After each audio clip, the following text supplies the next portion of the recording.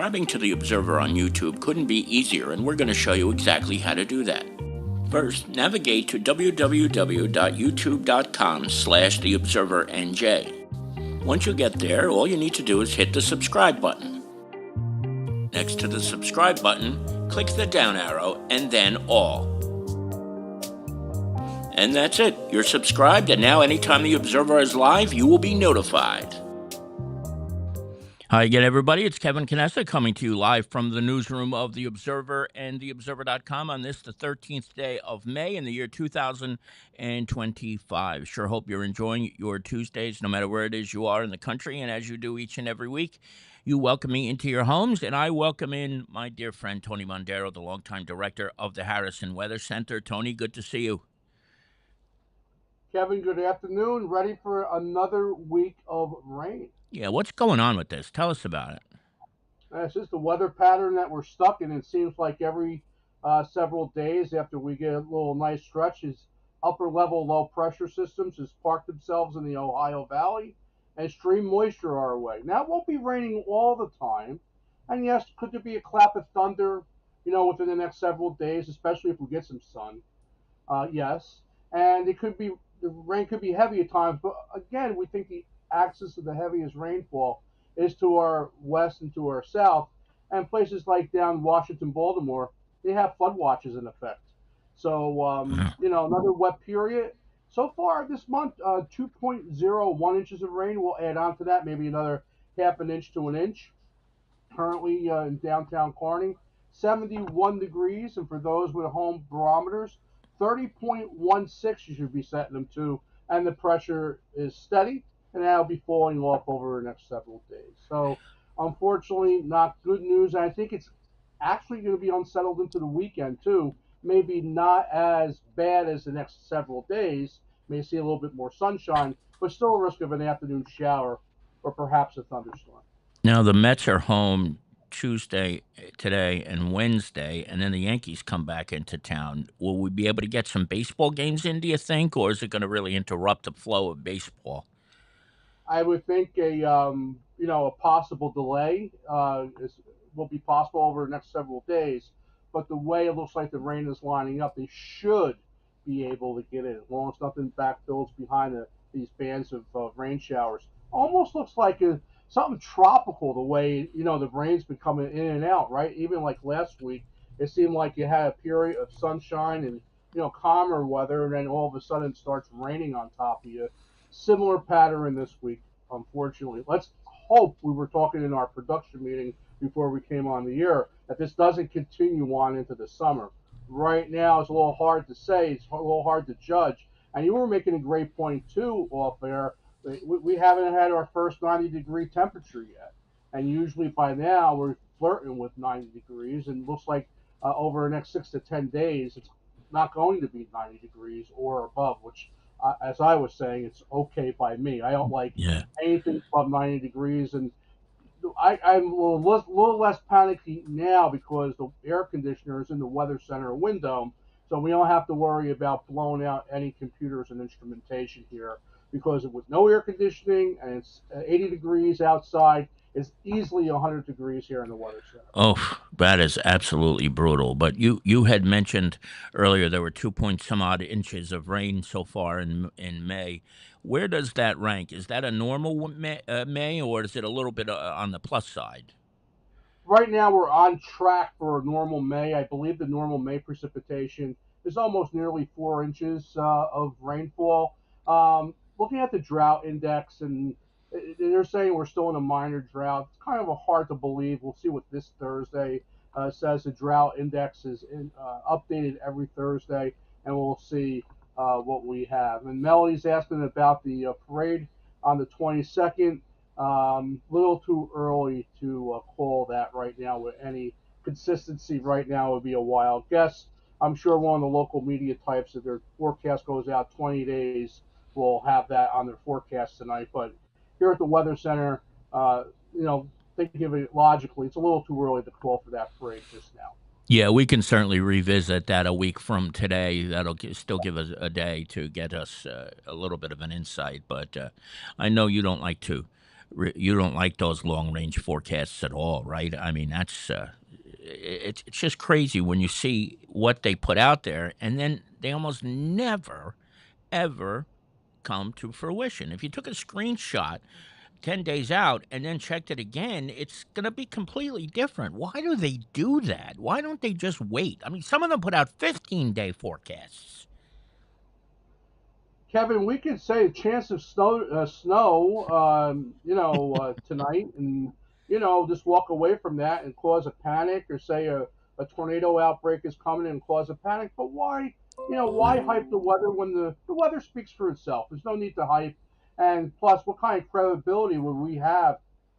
God forbid if we did have a severe weather outbreak and we're screaming severe weather and tornadoes every week, and now you have a real situation you want people to pay attention to, and they're not paying attention because you cried wolf for so many weeks in a row. Right, right, exactly. And that's why there is never any panic, ever, with the Harrison Weather Center, and why you get it right 99.9% of the time. And that's why we turn to you all the time, because you always do it the right way. Now, what's I, going I on otherwise? What's going on otherwise? Nothing much. Everything good? We're watching our Mets, and as my friend Mr. Robo said to me yesterday, he goes, Tony, we're playing Pittsburgh, and Pittsburgh the Mets always play to their competition. As I'm sitting there watching the game last night, that kept rattling in my head. Why do we have to go to it? To the bottom of the ninth to have a walk off with the Pittsburgh Pirates? These are teams that we should be capitalizing. Maybe if our $900 billion Juan Soto played up to his potential, we wouldn't have that issue. He was over last night again, and he doesn't look comfortable at any place. But here's the one thing I will say about what you just said. Yes, these are games that they should win pretty big. But in the past, that kind of game was a game that the Mets lose, and that's why I have a different feeling about this year. It just doesn't seem to me like it has in the last couple of years, or in the last 40 years, truthfully. So, I mean, do you sense that even though they often play to their competition, that they are a little bit things are a little different this year, or is it too soon for that? Absolutely. Francisco Lindor and Alonso are on fire right now. And, if they keep it up, I think we're in for a very nice fall. And, Barbara, I saw, thanks for checking in with us. I'm just curious if all the snow melted up in the mountains yet. Barbara could still get even could still see some snow even in early the mid-May up there where she is. I believe was she up in Hunter Mountain or something? Adirondacks, that's what I know, but I'm not sure what the mountain is. But I mean, but still, I don't know she and Jim do it, because that would drive me nuts seeing snow in May. Could you imagine? My God. That and running from the bear up there. Yeah, I'm sure there are plenty of those too. Really. Now, Yeah. on our way out here, what's the weekend look like for Tony? Will we be going to White Castle again as usual, or? I'll tell you, we got to do a spot interview with the girls at the White Castle. Uh, Yes. Possibly, yes, without a doubt. And Martin says, "Let's go Mets," and that we say, "Let's go Mets" as well. And Kev, before we leave too, how about that injury with that Yankee player last night? Pretty Oh my serious. God, that was pretty scary. I mean, I'm thinking of two injuries too. That, and then speaking of the Pittsburgh Pirates, that fan that kind of hopped out of the stands. Did you see that one, Tony? I mean, I don't know, because it happened after the play, and the outfielder had already thrown the ball into the infield, and it just looked so weird how everybody else was up and cheering, and then he just got up and tumbled all over the place. That was so freakish what happened there, and I can't really wait to hear what really happened that day, because it didn't look right. No, not at all. And Kevin, on the way out, weekend weather still remains unsettled, but I don't think it's bad as the next 3 days into Friday. So the weekend, mix of sun and clouds, risk of a shower and thunderstorm, especially in the afternoon. So if you're out and about there, be careful out there, out and about. And we will be monitoring the weather for the upcoming Memorial Day parade and beyond in the days ahead. For updates, of course, check our Facebook page. We'll be posting there. And Kev, I'm sure you'll have some more on our new Pope.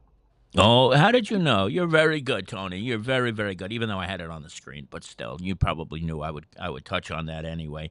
My friend, it is always a pleasure and an honor to join you each and every Tuesday, and let's do it again next week. How's that sound?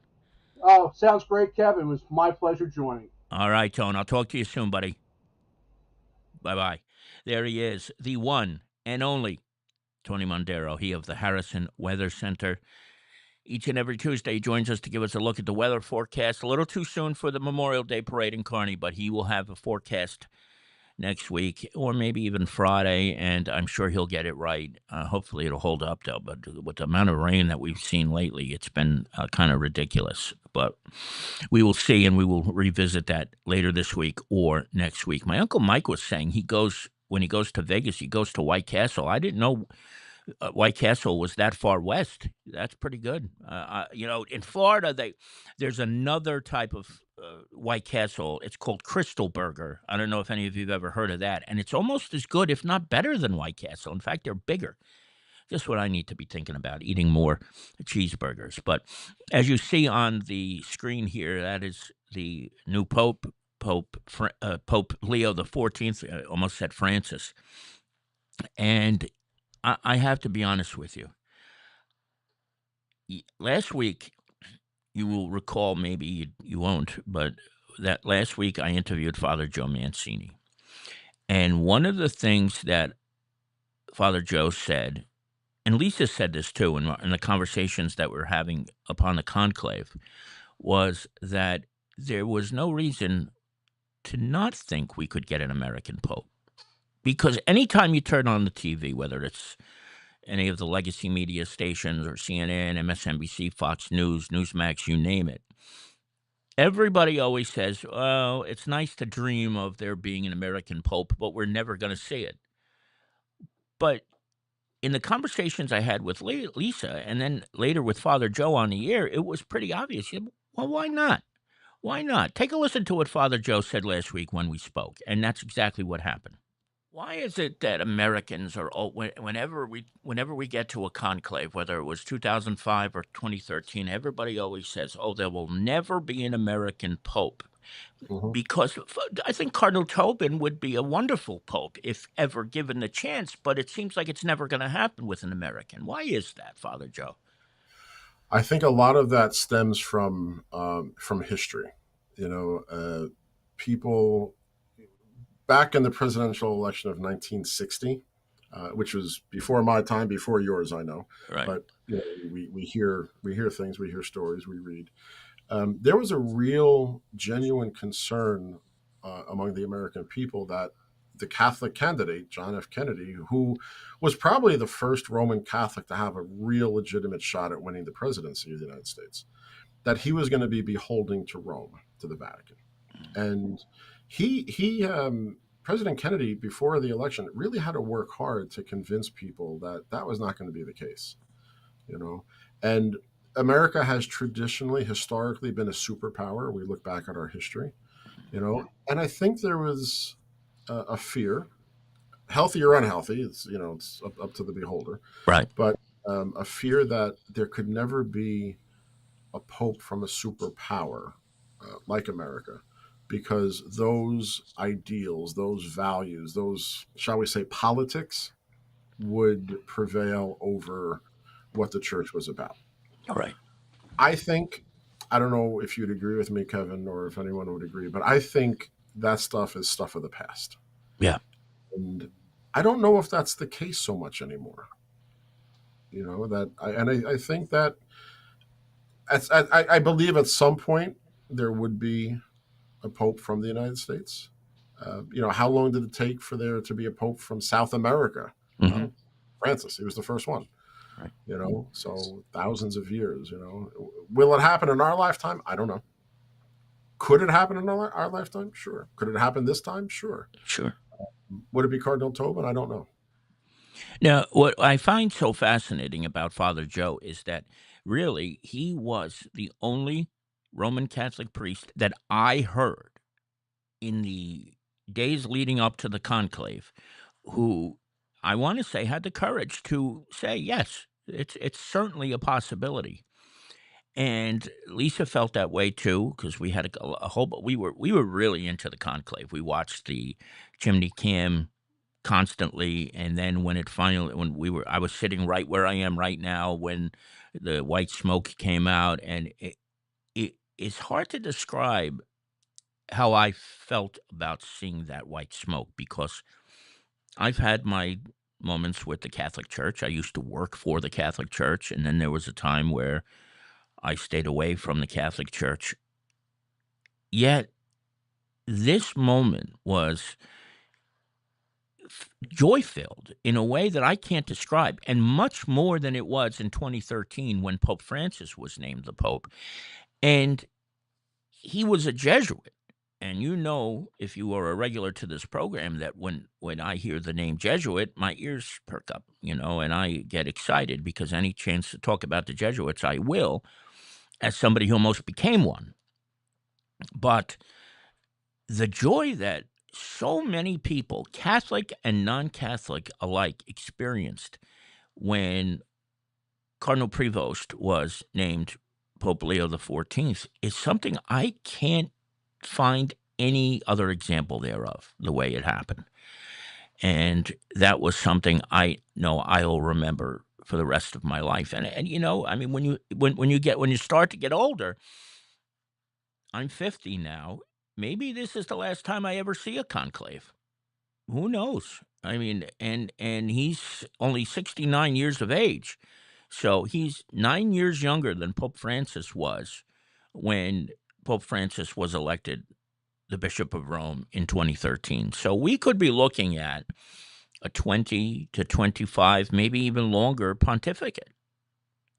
And that is truly remarkable. And what I really love the most about this guy is hearing him speak in English, because it is the first time that a pope is speaking without an accented English. And there was a great video that I saw. One of the Pope's brothers was in Florida, and he was outside dealing with the media quite a bit. And he finally got through to the Pope. And the first thing the Pope said before he said hello was, "Why haven't you answered your phone?" And it could have been one of those moments. He didn't know he was being filmed at that time, where we just saw the real human side of the Holy Father in ways that we never have before. And they had a little quick conversation. I think it lasted 45 seconds or something about that, something around that amount of time. But it just seems so raw, so real, and there's just something different and something very special about this new pope. So we will see what happens. It'll be interesting to see some of the things that he does, whether he will move back into the Vatican, which Pope Francis did not do. He lived in one of the smaller apartments near the Vatican, but not actually in the Vatican. When he came out, and I spoke with Father Joe the day he was elected, you will see he's wearing the traditional vestments, the red vestment, that Pope Francis did not wear on his first day. So there are some signs of traditional things, but he's also not wearing red shoes the way Pope Benedict did and Pope John Paul II. So he's going to be different. He's going to be like like Pope Francis, I think, in many ways, but very different in other ways. But I think it'll be fascinating to see it as it all pans out, and we will get to see it firsthand in ways we never have before. So there it is. Little discussion on Pope Leo XIV, man from Chicago with dual citizenship in the United States and Peru. And it's going to be a very interesting pontificate, to say the very least. Now, last week on Friday, I had an opportunity to attend the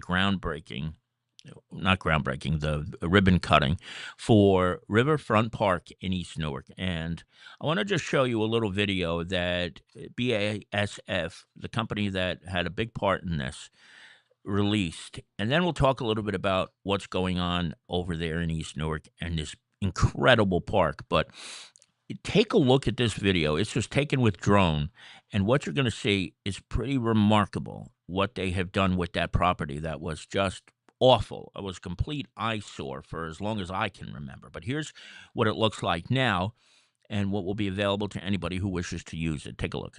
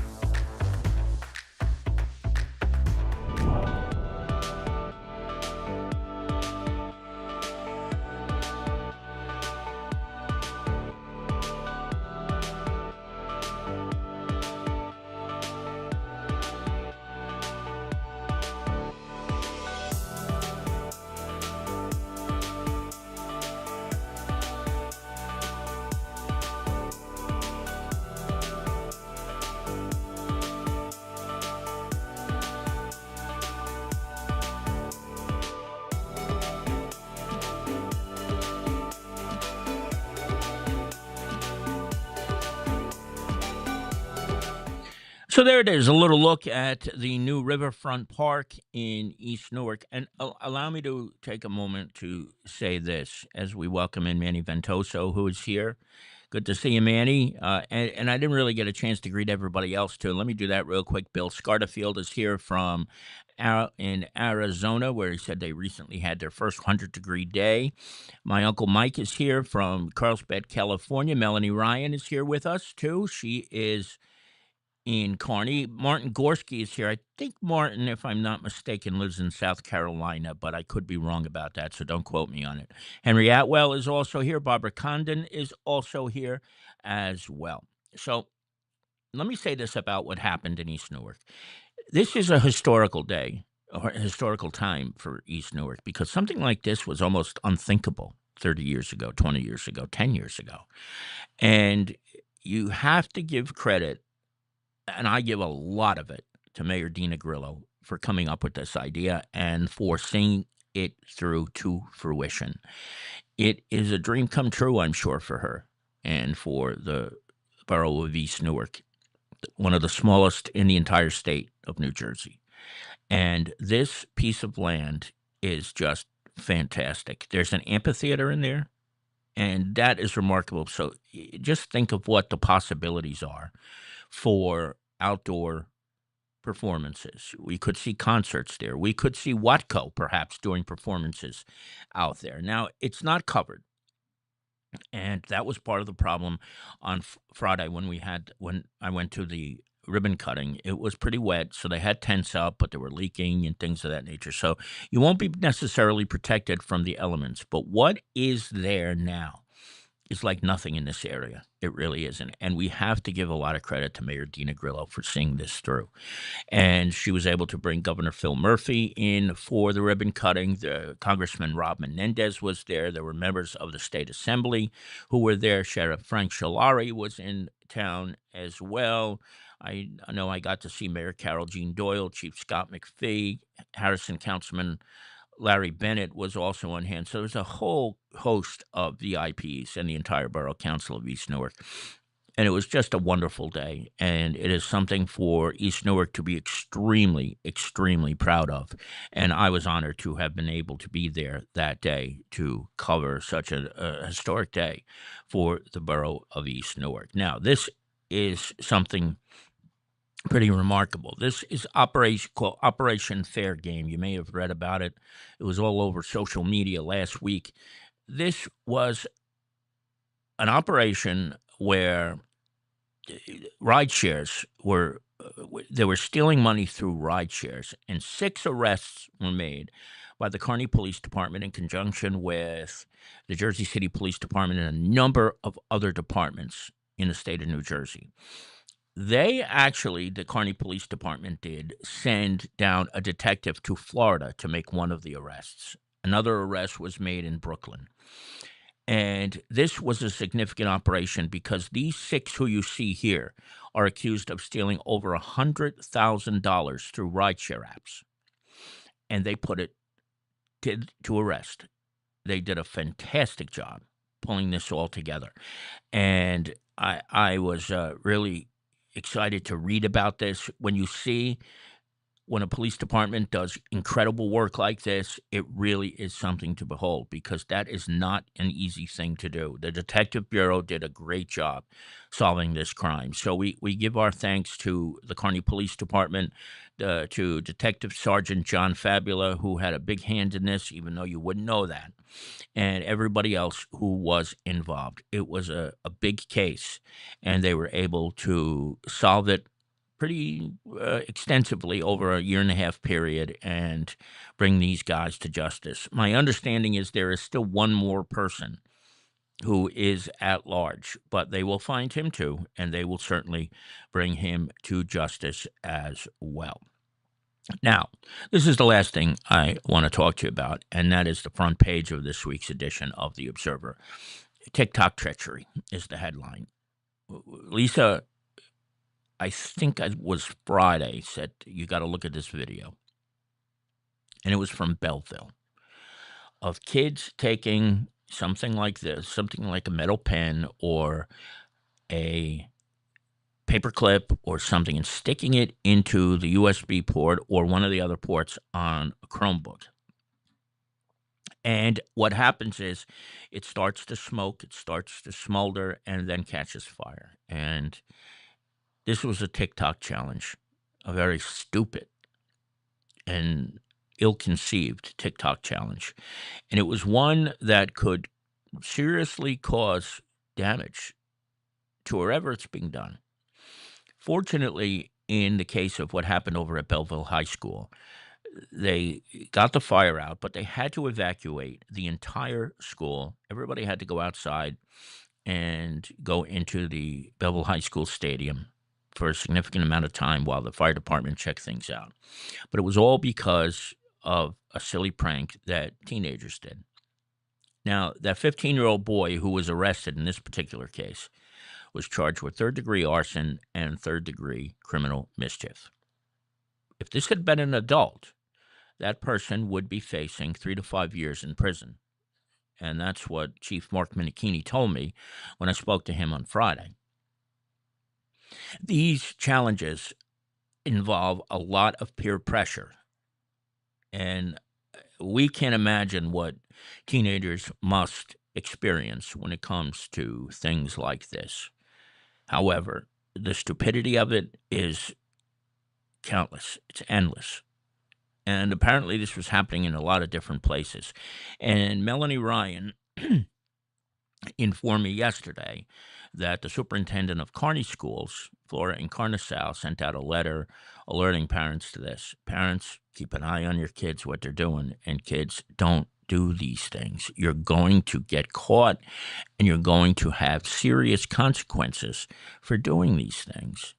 And it's a shame that this happened at Belleville High School, because what the chief told me about the 15-year-old boy who was involved in this crime, and it is a crime, even though he's charged as a juvenile, is that he comes from a great family and he's a good kid. But that doesn't matter.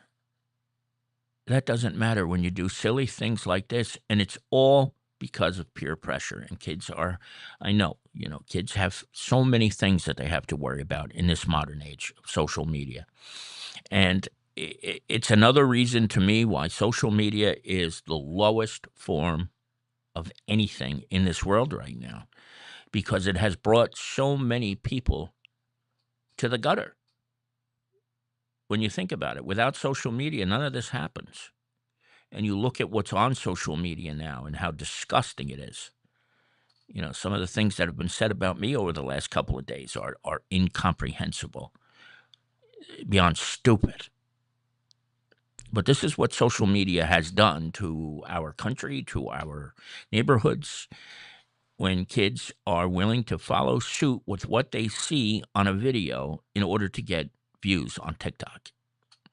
So my hope is, and the chief of the Belleville Police Department, Mark Minikini's hope is that parents will be more diligent and more aware of what the kids are facing with these TikTok challenges, including this one and especially this one, because not only that, this Chromebook that was set on fire was property of the Belleville School District. They own those computers, and that's a $500 or more maybe investment down the tubes because it's no longer usable. So why would you want to do that? Why, like, just for fun and for laughs? That's really what it is. And so Lisa said, we got to really bring attention to this, and that's exactly what we did in this week's edition of The Observer. You can read it on page number 1. It jumps onto the inside. But it's a very serious situation, and one that could affect not just Belleville, but any town, anywhere in the United States. It is 3 minutes past the hour. Kevin Canessa here with you on The Observer Live. That's going to do it for this edition of The Observer Live. I want to thank each and every one of you for joining me today, as you do each and every week.